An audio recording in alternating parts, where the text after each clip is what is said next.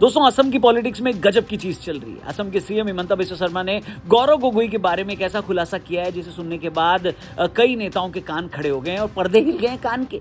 अब ये लड़ाई सिर्फ दो नेताओं के बीच नहीं रह गई है, एक आइडियोलॉजिकल लड़ाई बन गई है और ये सरहद पार भी जा चुकी है। क्या है बवाल, क्यों इसको लेकर अब कांग्रेस देश भर में विरोध प्रदर्शन करने की तैयारी में है, आइए आपको बताते हैं। Political storm is brewing in Assam as Chief Minister Himanta Biswa Sarma levels serious Pakistan-linked allegations against Congress MP Gaurav Gogoi and his wife.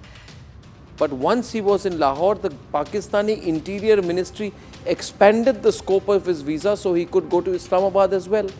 Why did you enter for Lahore and go to Islamabad? How are these questions which are not relevant?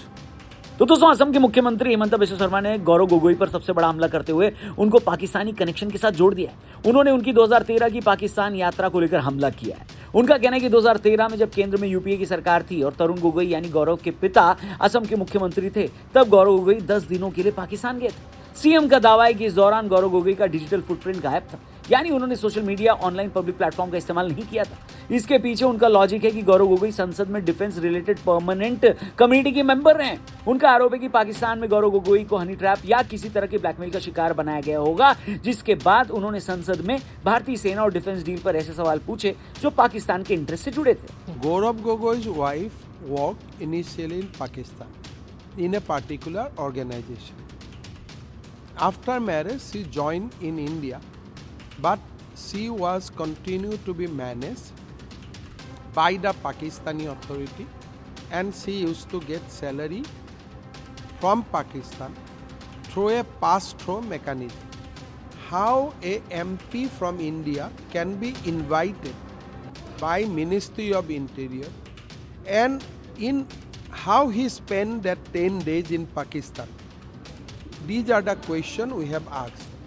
उधर Assam police की एक SIT पहले ही इसकी जांच कर रही थी, लेकिन अब मुख्यमंत्री ने डिक्लेयर किया है कि चूंकि ये मामला इंटरनेशनल बॉर्डर्स और जासूसी की पॉसिबिलिटी से जुड़ा है, इसलिए इसे मिनिस्ट्री ऑफ होम अफेयर्स को जांच के लिए सौंपा गया है। अब ये मुद्दा बड़ा इसलिए बन गया है क्योंकि ये गौरव गोगोई की पर्सनल रिस्पेक्ट और पब्लिक इमेज का सवाल है। वहीं कांग्रेस भी इस आरोप के बाद से बैकफुट पे है, लेकिन हेलो, आप बैकफुट पे नहीं फ्रंट फुट पर आइए। डिस्क्रिप्शन में जाइए, लिंक दिया है, उस पर क्लिक करके महाशिवरात्रि के महाअन्नदानम के लिए डोनेट जरूर करिए। आदियोगी की बड़ी सी प्रतिमा जो कोयम्बटूर में है, उसके सामने महादेव के लाखों भक्त आएंगे, महाशिवरात्रि 15 फरवरी को मनाएंगे और उस दिन पूरी रात वो जो प्रसाद खाएंगे उसके लिए हमने पिछली बार भी मिलकर कंट्रीब्यूट किया था। इस बार भी लाखों लोग मिलकर कंट्रीब्यूट कर रहे हैं, डोनेट कर रहे हैं। आप भी डिस्क्रिप्शन में जो लिंक दिया है उस पर क्लिक करके इस महाअन्नदानम में कंट्रीब्यूट करें, अपना सपोर्ट दिखाएं और ये लिंक जो डोनेशन का लिंक डिस्क्रिप्शन और पिन कमेंट में दिया है उसे अपने दोस्तों और रिश्तेदारों से भी जरूर शेयर करें और उनसे भी कहें कि हर हर महादेव बोलते हुए वो भी डोनेट करें, कंट्रीब्यूट करें। फिलहाल वीडियो में आगे बढ़ते हैं। दोस्तों, अक्सर भारतीय राजनीति में परिवारों को दूर रखा जाता है, लेकिन इस बार मुख्यमंत्री ने गौरव गोगोई की पत्नी और उनके पेशेवर रिश्तों को कंट्रोवर्सी के सेंटर में लाकर खड़ा कर दिया। हिमंता बिस्वा शर्मा ने पब्लिकली आरोप लगाया है कि गौरव की पत्नी एक ऐसी ऑर्गेनाइजेशन से जुड़ी थी जिसे पाकिस्तानी नागरिक फंड करते थे। उन्होंने खास तौर पर अली तौकीर शेख नाम के आदमी का नाम लिया, जिसे वे पाकिस्तानी खुफिया सिस्टम का हिस्सा बताते हैं। उधर इस आरोप के बाद गौरव गोगोई ने इन आरोपों को सिरे से खारिज करते हुए कहा है कि उनकी पत्नी एक इंटरनेशनल प्रोफेशनल है और उनका काम ट्रांसपेरेंट है। उन्होंने इसे एक महिला की गरिमा पर हमला करार दिया है कि मेरी पत्नी 2012 में एक साल वो एक अंतर्राष्ट्रीय प्रोग्राम के अनुसार वो पाकिस्तान में थी। एक साल उसने वहाँ पर एक अंतर्राष्ट्रीय क्लाइमेट चेंज के प्रोग्राम पर काम किया, तो उसको काम से जाना पड़ा। मैं उनका शौहर, मैं उनका पति, मैं भी उनके साथ गया। अब ये कंट्रोवर्सी का सबसे नया और इमोशनल पहलू है दोस्तों, जिससे कानूनी बहस को जन्म दे दिया है। इसमें बच्चों के रिलीजन और सिटीजनशिप पर भी सवाल खड़े कर दिए। हिमंता बिस्वा शर्मा ने दावा किया है कि गौरव गोगोई ने अपने नाबालिग बच्चों का धर्म बदल दिया है। उनका लॉजिक है कि बच्चों को उनके पिता के धर्म यानी हिंदू से हटाकर ईसाई धर्म में शामिल किया गया। हिमंता बिस्वा शर्मा ने कहा है कि वो इस मामले को जुवेनाइल कोर्ट में भी ले जाएंगे। उनका कहना है कि जब एक बच्चे के बेस्ट इंटरेस्ट में न हो तो किसी भी बच्चे का धर्म परिवर्तन उसके एडल्ट होने से पहले माता पिता की मर्जी से करना कानूनन गलत है। अब ये पॉइंट सीधे तौर पर असम के वोटर्स के बीच धार्मिक पहचान के मुद्दे को भी हवा देती है।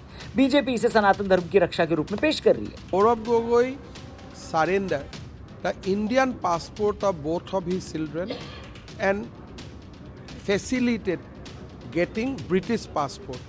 His wife already has a British passport. So these are the questions we asked, and I hope that Mr. Gogoi will come clean on this question. अब इतना बवाल होने के बाद से गौरव गोगोई ने डिफेंसिव होने के बजाय मुख्यमंत्री पर करप्शन के बड़े आरोप लगाकर उन्हें घेरा है। गौरव गोगोई का कहना है कि हिमंता बिस्वा शर्मा के मुख्यमंत्री बनने के बाद उनके परिवार, खासकर उनकी पत्नी और बेटे ने असम के डिफरेंट हिस्सों में औने पौने दामों पर बहुत सारी जमीन खरीदी। गोगोई ने नारा दिया है कि हिमंत की जमीन जनता की होगी। उन्होंने वादा किया है कि अगर कांग्रेस सत्ता में आती है तो इस जमीन को जब्त करके बिना जमीन वाले किसानों और गरीबों में बांट दिया जाएगा। ये आरोप सीधे तौर पर सीएम की क्लीन इमेज पर हमला करता है। The way our Congress party is undergoing a Samay Parivartan Yatra, where we have uncovered more than 4,000 acres of land, 4,000 acres of land belonging to the Chief Minister and members of his family. He is unable to hide from that. He is unable to run away from that. He is unable to hide that, and therefore a desperate Chief Minister is resorting to the only thing he knows, which is lies, lies and more lies. Gaurav Gogoi का दिया गया नारा सीधे तौर पर असम के rural voters और बिना जमीन वाले मजदूरों को लुभाने की कोशिश है। असम में जमीन का मुद्दा हमेशा से इमोशनल टॉपिक में एक रहा है और गोगोई इसे अमीर बनाम गरीब की लड़ाई में बदलना चाहते हैं। गोगोई खुद को दिल्ली की बजाय असम की जमीनी लड़ाई के नेता के रूप में स्टैब्लिश कर रहे हैं। अब ये हमला दिखाता है कि कांग्रेस अब केवल बचाव नहीं करेगी बल्कि सीएम के पर्सनल गढ़ और उनकी साख पर भी हमला करेगी। अगर ये मुद्दा तूल पकड़ता है तो आने वाले चुनाव में भ्रष्टाचार और जमीन का अधिकार बड़ा मुद्दा बन सकता है, जिससे भाजपा को अपनी विकासवादी इमेज के साथ साथ इन पर्सनल आरोपों का भी जवाब देना होगा। गोगोई ने केवल जमीन के आंकड़े ही पेश नहीं किए बल्कि उन्होंने ऑफिस ऑफ प्रॉफिट और सत्ता के दुरुपयोग का भी मुद्दा उठाया है। उनका आरोप है कि इन जमीनों की खरीद फरोख्त में सरकारी मशीनरी का इस्तेमाल हुआ है और उन इलाकों में जमीनें ली गई हैं जहां भविष्य में बड़े प्रोजेक्ट्स आने वाले थे। कांग्रेस का दावा है कि ये असम के इतिहास का सबसे बड़ा लैंड स्कैम है, जिसमें गरीब आदिवासी और छोटे किसानों की जमीनें कॉर्पोरेट और रसूखदारों के हाथों में जारी।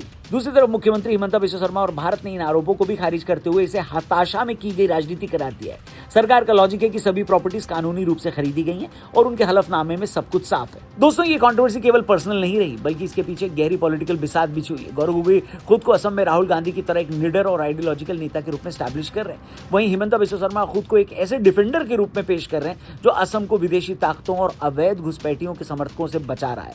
इससे हुआ यह कि इन दोनों नेताओं की पब्लिक इमेज और पीआर एजेंसीज एक दूसरे के खिलाफ पूरी ताकत के साथ खड़ी है।